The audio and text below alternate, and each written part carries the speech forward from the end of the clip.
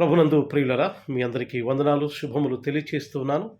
దేవుడు మరొక నూతన దినాన్ని మన జీవితాల్లో అనుగ్రహించారు. దేవునికి స్తోత్రములు, స్తుతులు చెల్లిస్తున్నాను.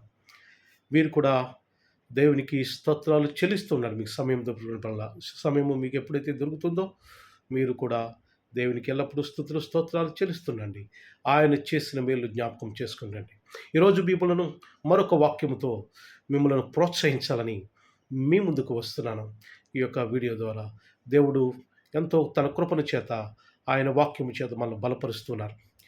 ప్రసంగి గ్రంథము 12వ అధ్యాయము 14వ వచనమును మనం ధ్యానం చేద్దాం ఈ రోజున. అక్కడ ఏమి వ్రాయబడిందంటే, గూఢమైన ప్రతి అంశమును గూర్చి దేవుడు విమర్శ చేయనప్పుడు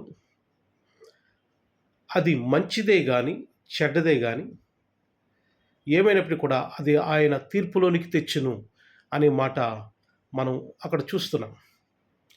ఈ వాక్యమునకు అర్థం ఏమిటంటే,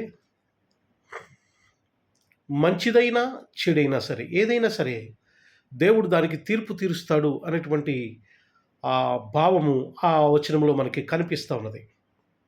ప్రియులారా, ఈరోజు మీకు సత్యము చెప్పాలని నేను ఆశపడుతున్నాను.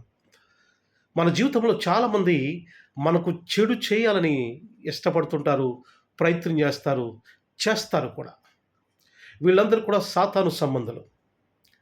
మన జీవితంలో మనకి ఉద్యోగం రానివ్వరు, వ్యాపారం చేయనివ్వరు, గృహం కట్టుకొనివ్వరు, ఎదగనివ్వరు, పెరగనివ్వరు, ఏది కూడా చేయనివ్వరు.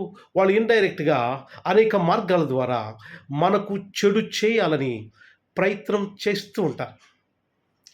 Such a people we can find the society. అలాంటి ప్రజలను మనము ఈ సమాజంలో మనం చూస్తాం. మన చుట్టూనే ఉంటారు వాళ్ళు. మనల్ని ఎదగనివ్వరు, మనకెప్పుడు కూడా చెడు చేయాలని చూస్తూ ఉంటారు. చెడు చేయాలని చూస్తున్నప్పుడు దేవుడు ఆ చెడు చేసే వారిని తీర్పు తీరుస్తాడు అనే సత్యము మనందరికీ తెలియాలి. ప్రియమైన సహోదరి సహోదరులరా, ఎవరైతే మనకి చెడు చేస్తున్నారో, చెడు చేయాలని ఆలోచన చేస్తున్నారో, ఆల్రెడీ చెడు చేశారో వారందరికీ కూడా దేవుడు తీర్పు తీరుస్తాడు. ఇక దేవుని యొక్క వాక్యం సెలవిస్తున్నది, అది మంచిదే కానీ చెడ్డదే కానీ ప్రతి క్రియను కూడా దేవుడు తీర్పులోనికి తెచ్చును. ఈరోజు ఎవరైతే మనకు చెడు చేస్తున్నారో, మనల్ని ఎదగనీయకుండా, మనం ఎదిగితే ఓర్వ లేకుండా, వాళ్ళు ఎవరైతే మనకి చెడు చేయాలని చూస్తున్నారో, అనేక మార్గాల ద్వారా మనకు చెడు చేశారో, లేక చెడు చేయాలని ఇంకా భవిష్యత్తులో ప్రయత్నం చేస్తున్నారో, వారందరికీ కూడా దేవుడు తీర్పు తీర్చి ఆ చెడు చేసిన వారిని వేరే రకంగా తీర్పు తీర్చి మనకు ఆ చెడునంతా కూడా మనకు ఆశీర్వాదాలుగా మారుస్తాడు అనేటువంటి సత్యము మీరు మర్చిపోవద్దు. ప్రియమైన సహోదరి సహోదరులారా, బైబిల్లో మోషే అనేటువంటి గొప్ప నాయకుడు ఉన్నారు. ఆయన దేవుడు ఏర్పాటు చేసుకున్నటువంటి నాయకుడు. ఆయన నాయకత్వం మీద, ఆయన ఎదుగుతుంటే ఆయన నాయకత్వం మీద అసూయ వచ్చి, జెలసీ ఫీల్ అయ్యి ఒక వ్యక్తి ఆయన నాయకత్వాన్ని ఎదిరించి కొంతమంది మైండ్లో విషాన్ని నింపి మోషేకి వ్యతిరేకంగా ఒక గ్రూపును తయారు చేశాడు. ఆయన పేరు కోరహు మోషే మీదకి కొంతమందిని గ్రూపును తయారు చేసి ఆయన నాయకత్వాన్ని ఎదిరించాడు. ఇదంతా కూడా ఎందుకు తెలుసా? మోషేడలా చెడు చేయాలని, ఆయన గురించి చెడుగా ఆలోచన చేసి ఆయన్ను కిందకి దించాలని ఆయన ప్రయత్నం చేశాడు. ఏం జరిగిందో తెలుసా? కోరహును అతను నమ్ముకున్నటువంటి మిగతా వారిని కూడా దేవుడు భూకంపం రప్పించి, ఆ భూకంపంలో వారందరూ కూడా కప్పిడేసి వాళ్ళందరూ కూడా ఆ భూకంపంలో మునిగిపోయి వాళ్ళు చనిపోయినట్టుగా, సజీవంగానే వాళ్ళు చనిపోయారు. సంఖ్యాకాండం 16 అధ్యాయం మీరు చదవండి. 16, 17 అధ్యాయాలు మీరు సమయం ఉన్నప్పుడు చదవండి. ఈ వృత్తాంతం మీకు కనిపిస్తూ ఉన్నది. ప్రియమైన సహోదరి సహోదరులారా, those who want to do the sin are against your development, ఎవరైతే నీకు వ్యతిరేకంగా చెడు చేయాలని, నీ మీదకి వ్యతిరేకంగా ప్రయత్నం చేస్తున్నారో వారిని గూర్చి అదే రకంగా ఆలోచన చేస్తూ నీ టైం వేస్ట్ చేసుకోవద్దు. Do not waste your time thinking about those people, those such kind of satanic people సాతాను సంబంధులను గురించి నీవు పదే పదే ఆలోచన చేస్తూ దేవుడు నీకు ఇచ్చిన తలాంతులను నిర్వీర్యం చేసుకుని నువ్వు టైంను సమయాన్ని వృధా చేయవద్దు. Just go forward, do not care such kind of satanic forces. అలాంటి సాతాను శక్తులను గురించి నువ్వేమీ కూడా కేర్ చేయని అవసరం లేదు. Just live on God. దేవుని మీద దేవుని మీద ఆధారపడి దేవునికే విడిచిపెట్టండి.